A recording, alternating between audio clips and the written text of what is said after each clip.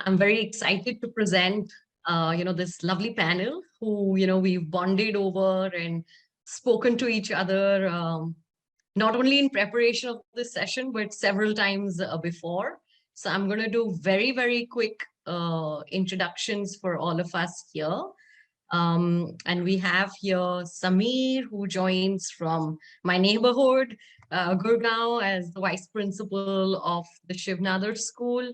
And he's been at Legacy School prior to this, and has also been advocating counseling and worked as a counselor in his capacity, even in school leadership. We have Ambika here, who joins us from Delhi, from DPS RK Puram, one of the largest schools, and she's the brave counselor up there, handling the thousands of kids under her, leadership.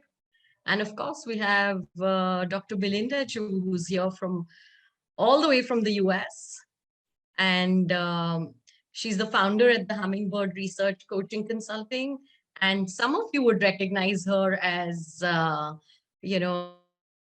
a person who used to come to our schools while she was working at Dartmouth undergraduate admissions almost 5-6 years ago, or probably even earlier. And so that's my association with Belinda. And, it's amazing how IC3 allows you the opportunity to bring people from, different points of your career counseling journeys together to talk about issues and themes that matter to us, and which we want to voice and share with all of you, so that we can collectively make some difference in our own lives and in the lives of children that we speak to. So a warm welcome to the panelists, and thank you very much for making the time. For all the attendees out here, you must have read about the topic, which is Beyond the 3 Cs.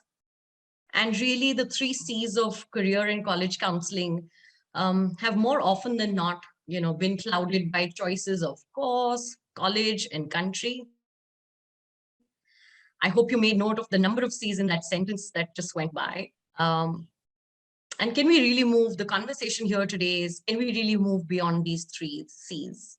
Beyond these 3 C's, beyond other C's of curriculum and of choices, etc.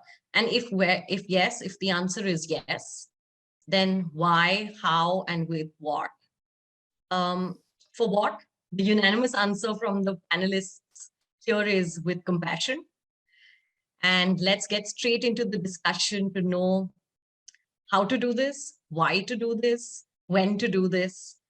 And I'm going to turn it over to probably begin with Samir defining what compassion is. And, we'll take a quick round so that we have a definition of compassion before we get deeper into the topic. So over to you, Samir, for a quick definition. Thank you, friends who've joined from all over the world. And thank you, my dear co-panelists, and Ambika, Amrita, and Belinda.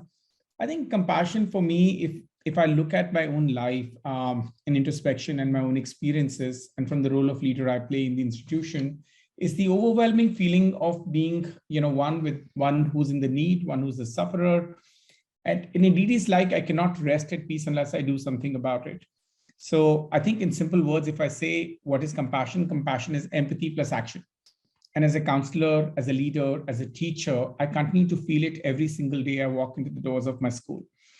And trust me, the world needs more compassionate people, because unlike empathy, which is an inner, word or experience or feeling, compassion is an active feeling. So I think that's what compassion for me, empathy plus action. Ambika. Well, Samir, it's always difficult to start after you. For me, it is about moving your perspective and looking at moving your lens and seeing things from somebody else's perspective. What are their challenges? What are their paths? And then being motivated to help there. So again, as you said, more active, more engaged, but also shifting, not just your lens, looking at somebody else's perspective. Belinda? Thank you, everyone. It's such a pleasure to be with you. And yes, I would agree with all of that. Even when we think about it from a neurobiological perspective, empathy actually activates a part of our brain that essentially allows me to connect with you, right? If you feel pain, I feel pain. Compassion, actually, from a brain perspective, actually activates a part of the brain that is associated with matriarchal love, with altruism. So it is indeed that capacity for us to face what is in front of us, the good, the bad, the ugly, and still be motivated to alleviate the suffering of others. And so that's really one of the most important things to understand, is that compassion is not just about being, I think there's this misunderstanding that it's being soft and squishy and all being nice. It's actually being able to face what is, again, the good, the bad, the ugly, and be motivated by doing something. May I just jump in one, just to take from what Belinda is saying in the context of career and college counseling? It would be, you look at the context of which the student comes from. What is their environment? What are the pressures on them? You also look at compassion, with compassion at the parent. What are their budgetary constraints? What are their aspirations and their hopes? So it has a wider context. It's a very stretchable net that we need to wrap around our practice at schools and outside of. Yeah. Lovely. So if I were to quickly summarize this section, I think it's really about moving beyond I, me, and myself, and moving to different perspectives, moving from a feeling to a more active and action-oriented readiness to embrace, the good, bad, and the ugly. Which leads me to my next question to, the panelists here, that why does compassion matter for students? And Belinda, I'm going to start with you. So why do you think compassion matters for students? Yeah, well, I mean, there's a whole host of obviously ethical reasons. It's, the foundation of all of our ethical principles. But right now, we are in this, I hate to overuse that term, unprecedented, which I can't even pronounce, but we are in times where, we don't know really what's going to happen. Things change at an instant. And the jobs that are going to be, our students are going to have in the next 10, 15 years haven't yet been invented yet, right? Certainly when I went to school, there wasn't such a thing as Facebook, right? That wasn't a job. And yet, yet the majority of parents and educators worry that our schools aren't necessarily preparing our students for those tough skills, which is compassion, emotional intelligence. And the World Economic Forum has actually listed emotional intelligence and all these, what I hate the term soft skills, because I actually think they're very tough skills, is the top skills needed in this new global economy, not to mention mental health, etc. So compassion, the way I look at it, is really three components that students need. It requires that they have that mindfulness, that centeredness, that stillness, understanding how to maintain focus in and out, but giving that capacity to also explore and play, being courageous, not just about themselves, being honest about themselves, but also being authentic, right? Leading authentic lives. And then having this great curiosity, as you mentioned, Amrita, of this, right? This wholeness, this ecosystem, because we only have one planet. And so for us to actually be able to consider going beyond sustainability, but actually create and have our students be, they are going to be, our stewards of how we're going to survive as a planet. And so this becomes that much more urgent, not just in terms of the work, but the work for what and in the service for whom. Thank you, Belinda. And over to you, Samir. And why is compassion important for students? I think Belinda has sort of summed it up very well, but it prompts me to ask, questions to my own self. And why, in the first place, I became a teacher and a counselor. And it's very rare we pause and reflect that why I'm a teacher, why I'm a counselor, why I've chosen to be one. And I think as a counselor, I've asked the question a million times. I mean, I've been accused of asking this question a million times. What do you want to be? Do I pause and ask our children who you are and what matters you the most? And I think the shift of the question, I think, talks whole journey of being more compassionate. Am I more worried about what a child wants to be? Or am I more concerned about and invested in a child to find out who the child is and what matters him the most? And if he doesn't know him, take him through a journey of self-exploration. Now, I think in our context, I think worldwide for that matter, from a very young age, we start developing many biases. These are cognitive biases, social biases. And the question is, with so many biases, by the time you're 17 and you're making a choice about your career in college, how do you experience the real world as it is? How do you develop your own understanding? It can only happen if you engage with the real world problem. So when the students develop or show compassion, it enables them to experience complex, multi-layered problems. And that can be anything. I was recently watching a video where a young girl, a 17-year-old girl, has developed an app over a journey of 3 years, which allows you to measure your own carbon footprint, right? Or it could be about encouraging people to embrace environmental consciousness in their day-to-day practices. Or it could be reviving, I came from a city of Bangalore recently, so most of the lakes are dead there, reviving a neighborhood lake. And when children engage with these issues, which matters them around in the neighborhood, and they understand the complexity of these problems, the length and breadth of these problems, and I think that is where the shift happens, and that is where the compassion, I would say, is born or is felt. And I think engaging with these issues also, I think Belinda has talked about it, Ambika has talked about it, helps you develop skills which the World Economic Forum is talking about. I think as counselors pick up this report called Future of Jobs 2018 by World Economic Forum, it very clearly emphasizes the soft skills which Belinda talked about, or empathy and compassion as core skills. And that these are the skills we are not talking about in our conversations with children. So I think when you engage with problems like these, it enables you to find your own purpose, and I think as counselors, one of the biggest struggle we come across is why our children are not able to write an essay. It is not because they are not trained to write a piece of essay. It should be a cakewalk for them. It is because they've engaged with issues very superficially. So our issue is not that they can't write. It is actually they have nothing to write about authentically. So I think coming back to our same conversations, allow and encourage children, first of all, understand this as whole individuals, not which country they want to go to, what course they want to do, and which college they want to go to. Understand who they are, what their context is, what is the baggage they're carrying on their shoulders, and how can you help them? And pose them a problem of engaging with the real world issue, and scaffold them as this journey of self-discovery. And that matters. I think that's what is important. Samir, can I just ask one quick thing that you just prompted, or two quick things, because I love what you're saying so much is it's compassion for others, but it's also self-compassion, right? And it's this notion of for students to say, yeah, I messed up by whatever X, Y, and Z, and that's okay. Because I will say, as we know, as adults, right, because I work a lot with adults and senior leaders, people who've made it in the world, right? And you know what they're also looking for? The same things. What's my purpose? What's my meaning? People who have, reached retirement, they've checked off all the box, and I'm working with, a few people right now who retired, done all the things, and they're like, what's my purpose? What's my meaning? And so the opportunity for us right now is to think, if we can start with our young people, they're going to be like light years ahead of us. Like no one talked about that with, we didn't do that in school when I was a kid, and I so wish someone did, because I'd be light years ahead in terms of really trying to understand. So thank you for those comments. Thanks, Belinda. I'm going to turn it over to Ambika for sharing her view on why compassion is important for a counselor, and maybe specifically for a college and career.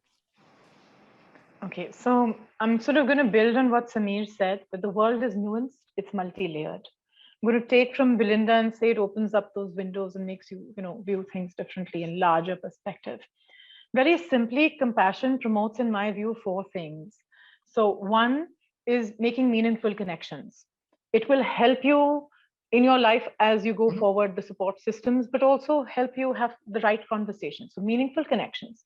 Second, it helps you focus on problem solving, because you're putting yourself into another space, stretching yourself and trying to resolve for an issue from a point of action.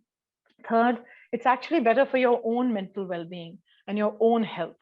So well-being, mental well-being, your own health, problem solving, and looking for meaningful connections. So now that's why it is important to inculcate these building blocks, as it were, with a student.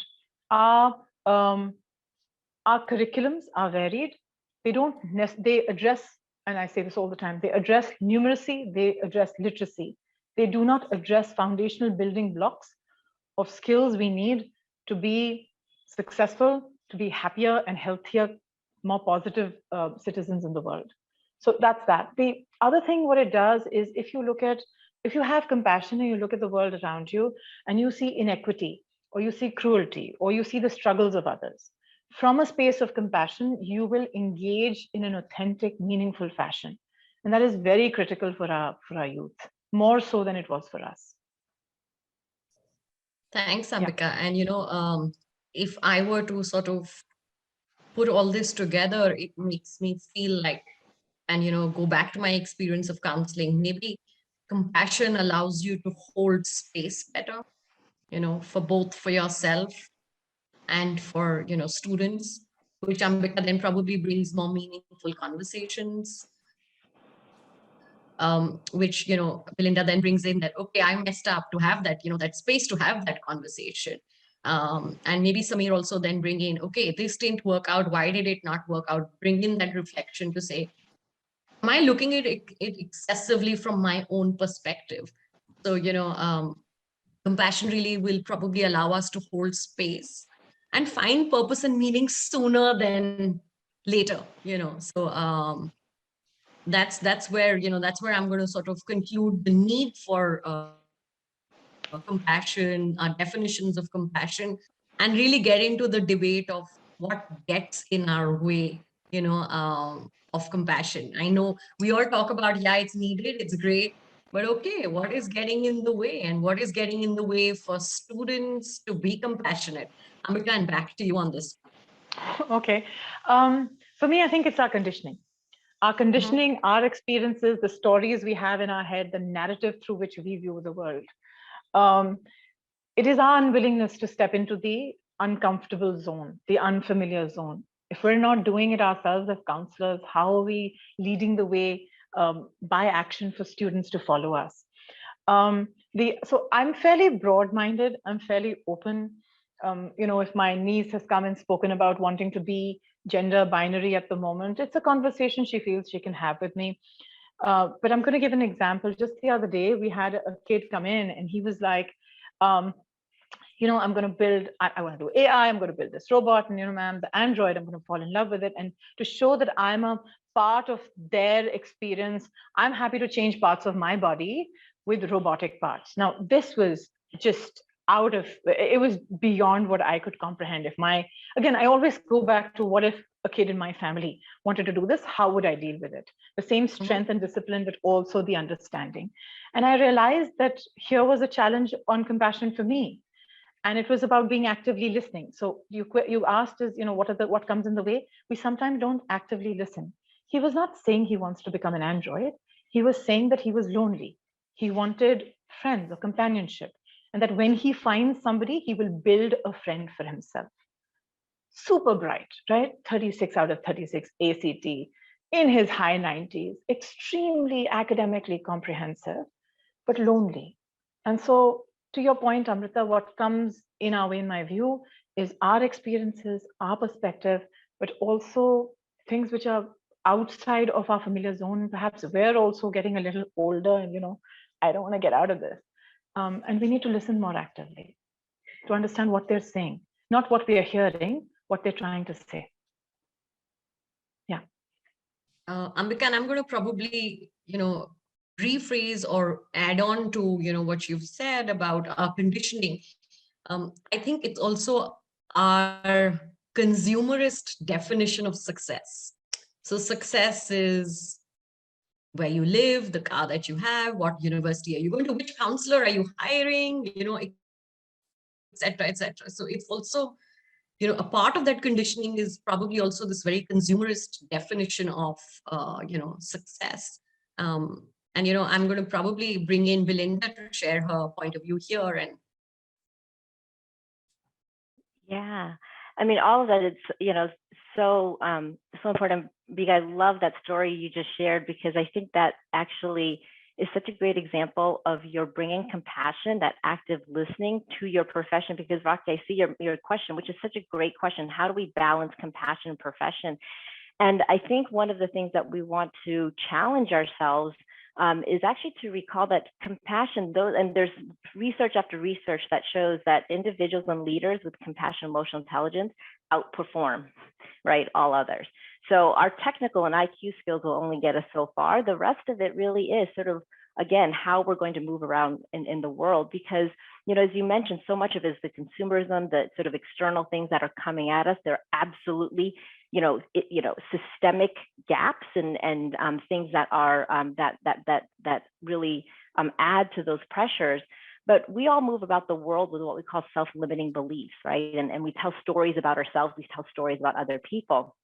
And so the majority of our thinking is ruminative. So we tend to, how many of us think about worrying about what we could have, should have, would have said last week, last month, last year, last decade, right? Last century, all of those things. And so students are like us, right? They and their brains are still trying to figure things out. So they're ruminating. Our minds are wandering, right? Half the time our minds are not here, present. Maybe some of us right now might have been checking an email, right? We won't be offended. So we're always sort of thinking about other things, and we're usually worried about what someone else will think about me. So we have all these sort of narratives and common ones that, for students, right? I have to be perfect or else. If I don't get in, then I am X, Y, right? We go down this rabbit hole. And what compassion allows us to do is, again, sort of give ourselves that space that you all meant, right? Samir and Ambika, all of us meant, right? That space and just holding that space, not just for ourselves, but for others, helps us go, okay, I'm experiencing some anxiety right now. I'm not anxious, right? We don't say, we always think about physical pain. Like, we don't walk around going, I'm a hurt shoulder, right? We say, I have a hurt shoulder today. But somehow or other, we think of emotions like, I'm an angry person. I'm not an angry person. I'm experiencing anger right now because, you might have whatever, right? You punched my face. I am experiencing anger right now. So that sort of allowing that space allows us then to really, again, hold what is there and then go, now what do I do, right? And so it actually allows us to be that much more discerning, that much more cognizant. And that's why, Ambika, to your students' perspective, right? Also excelling academically. So it all leads to us performing. So. Thank you, Belinda, for bringing that in. And maybe, again, a point that comes to my mind is that what is probably coming in the way at a school system is the lack of safe exploration, and maybe Samir, you could comment on what is it getting in the way of compassion for counselors, as we talk about exploration in a safe space, in some structured manner, for students and for counselors. So what is getting in the way for counselors to be compassionate?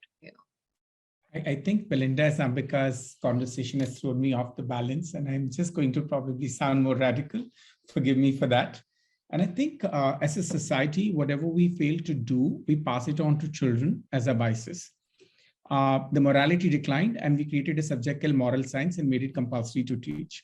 The environmental degraded, we created environmental science, and now it's a compulsory subject to study. And we don't understand, or we understand and we underestimate the power we hold in our hands. And I'm going to make that statement as individuals, as counselors who work very closely with children. We pass on so many biases to them subconsciously as adults. I remember the two stories. I'm going to quickly sum it up here. I know the time limit we have. One of the kids way back, I think in 2007, a bright kid topped CBSE. I think she was the second topper in the country, decided to do sciences, all sciences, and decided not to join any coaching center because 99% kids were going to coaching center. And her parents kept coming back to me, how is she going to do IIT? She says, I don't want to do IIT, but I love sciences, right? But she says, if you study sciences, why would you not go to IIT? Such a strong bias that if you study sciences, you have to be an engineer or probably go down the kid went to St. Stephen's, did physics honors. Today she's working for World Bank. So the notion of our own success, the limiting factors we've developed in our mind is, I think, what we continue to pass on as a biases, as the cognitive and the social biases I talked about. And I think professional bias is another bias. I think somebody asked about question about profession and compassion. I think today is the time, please build on skills. These kids will transcend between 3 to 5 professions in their lifetime. So whatever they choose to do today, may not be something they do 5 years from now or 7 years from now. Belinda's already talked about it. The jobs of tomorrow have not been invented. So how do you know you're training for X profession or Z profession or Y profession, right? So I think the definition of success we've created in our mind, or idea of otherwise. I mean, I don't think opposite of success is failure, but anyways, that's a norm. So that's a norm. So I think that's something we need to break through. And thanks to my friends like Ramya, I think she's written a series of articles with Namita from Redfin, and they're very interesting reads. Belinda's articles I read, they're very interesting reads. So my point here is, I think that is where the challenge is. And of course, some of us are also bound to be responsible for N number of admissions in Ivy League or top colleges. We are work under pressure of N amount of scholarships and so on. We show in a PowerPoint presentation to our board at the end of the year. I understand all that. But do you show compassion beyond your profession? Do you engage with the world outside? And that's important, because, you know, compassion is not a choice for us. It has to be DNA of a counselor. And you cannot be a counselor. So folks, develop it. Get up, find a real world issue, engage with yourself, because you have something to talk to kids about. You know, when we walk into a counseling session and we tell them what to do with all the biases we carry, cognitive, social, professional, academic biases, we just kill the spirit of that person. What Ambika talked about is brilliant. He's thinking that if I'm lonely, can I create a clone of myself, or can I create a robotic friend who would support me? But why are we pushing them against that? Why can't we do deep listening? Why can't remove biases before we meet children and meet them in their context where they are, not where we want them to be? Why sciences have to lead to engineering, or all these biases we need to shun away. Thank you. I'm sorry, it just got a little emotional here, but thank you. Thanks, Sameer. And, you know, I have a confession to make here. You know, I think, and I don't know if Ambika, you would share the same. You know, I think often when I took on counseling, I would feel the pressure to give answers. You know, and that would often, you know, get into the space that I want to hold, or the exploration time that I would want to bring in. You know, so in terms of, you know, you're constantly parents asking you, should we choose this or that? Or, you know, students are, you know, or where is the information? So I think our own perception of the role, like, you know, it moved from finding what to study, where to study, you know, I think forgot the whole counseling element of it, but, you know, became this whole kind of information bank. And I think a lot of times we do feel the pressure to be, because we are being judged for our competence, for our success, for our clarity of thought, to be able to bring that into students. So I have to admit and confess that that has probably been, that's times when I've caught myself, you know, forgoing compassion on, you know, in such instances. So Amrita, I'm going to take like 30 seconds. I'm going to take 30 seconds to address this, because this is, you're right. We go from being a more warm, more comprehensive human being to being an LOR machine, or a tactical, you know, we've got to get these done. And I, more than anyone else I know, is very sort of goal-oriented that way. One of the things that happened is when I joined school in Jan, one of the kids came to me and said, "We used to be a ray of sunshine, now you're a grouchy bear." Okay, so I have printed that in a t-shirt and I wear it at night in winter during application season, because I want to remember that for my kids, I was a ray of sunshine and now I'm a grouchy bear, right?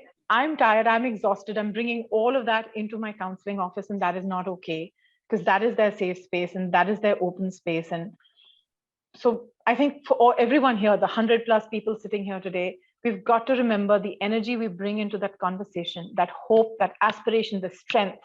That is what we're going to inject into the spine of our babies.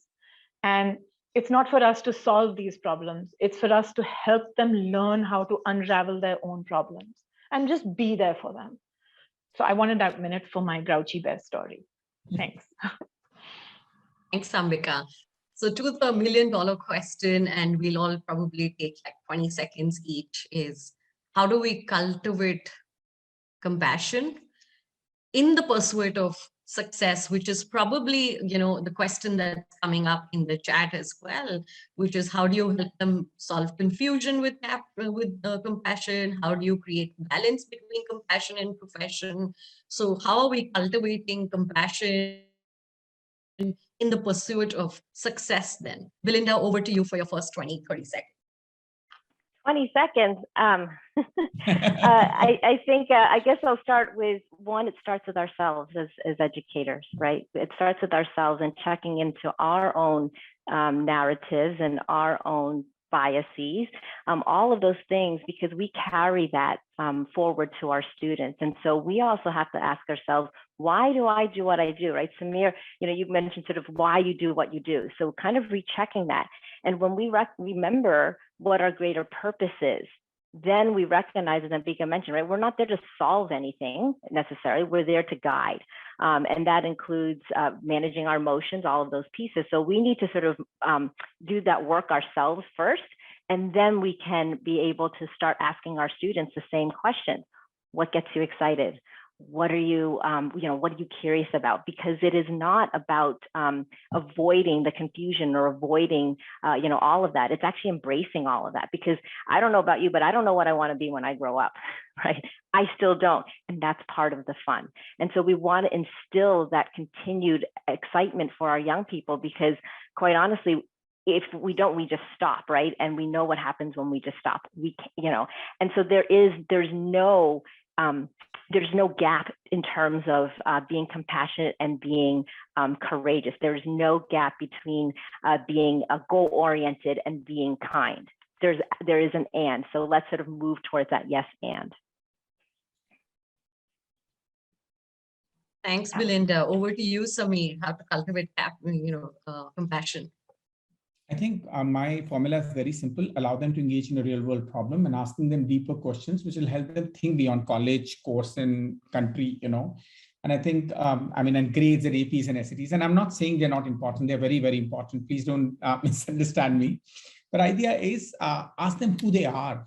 Ask them what matters them the most. Last week we were talking about one of our friends who was setting up a new counseling office. For posterity, I'll not say the name. We asked why there have to be flags in, for heaven's sake, why there have to be success photographs there? Where are the photographs of the journeys of becoming? Why are we talking about the process to be one Harvard, one Stanford picture, big snapshot done? So we are very, very subconsciously building a culture of violence or competition. I call competition clearly violence. You have to develop competence to be successful in the world, but you don't have to be extremely competitive constantly. So I think encourage your children to take intelligent risks beyond their comfort zone, help them to identify and write their own values and align these values with what they're choosing to do. Please, as adults, reward attempts and progress rather than success. And this will enable children to embrace growth mindset. Don't reward success, reward attempts and progress. And I think once a child goes through this exploration journey, a ground level challenges of college selection, country selection, course selection, essay writing will all just be out of the window. And Belinda, I love the term pursuit of success, what you said, because it is a dynamic world. Success is never definitive. Today it's about college, tomorrow it's about job, then it's about pay package, then it's about car.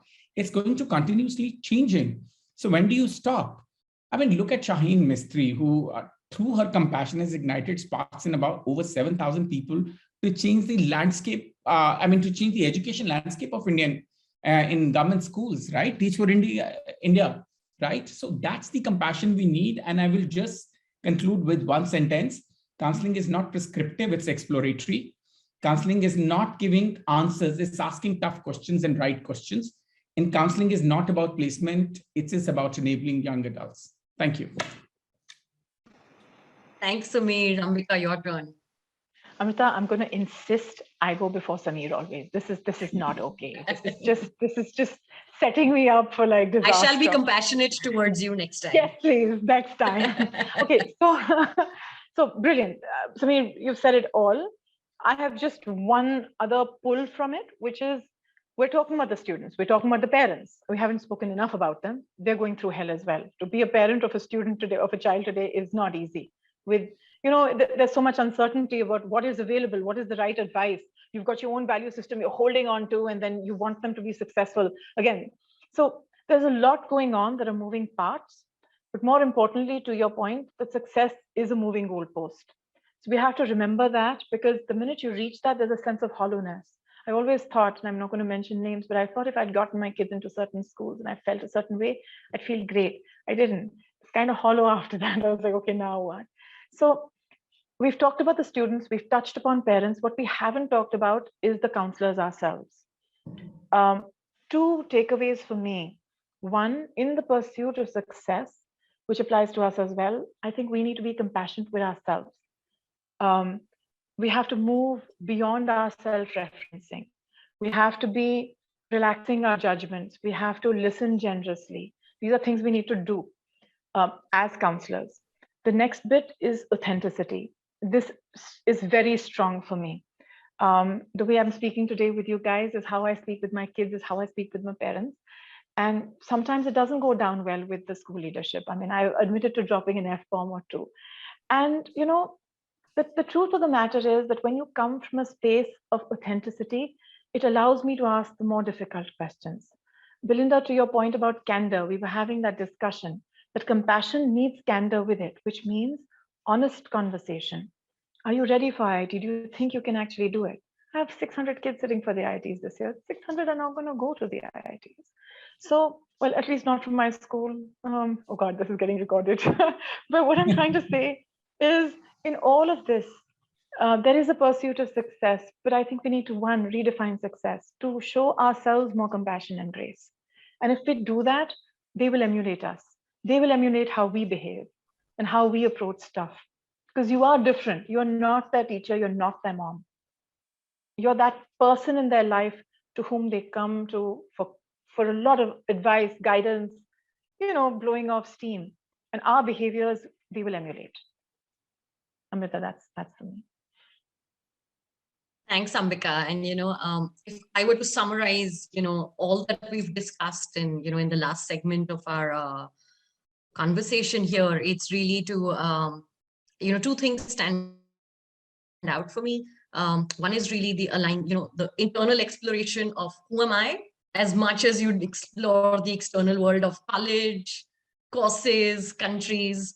So, you know, as a counselor, taking that responsibility of internal plus external exploration and compassion allows you to do that. And probably also somewhere, you know, questioning whether we are allowing exploration for values and value alignment at who am I, because I think a lot of people are leaving jobs not for the money, but because they just don't think that it excites them, or they just don't think they're contributing. So, you know, I think the exploration of values and what profession will help you to fulfill, even if you have to come to a decision, you know, there have been comments in the chat on how do you apply this to counseling. So maybe even when you're taking decisions of the 3 C's, you do it with compassion, and compassion is not separate from the profession, or is not separate from how you're bringing that into, you know, how you're sprinkling that little bit of compassion in every conversation or in every activity that you're planning with, you know, or every curriculum that you're planning for your kids.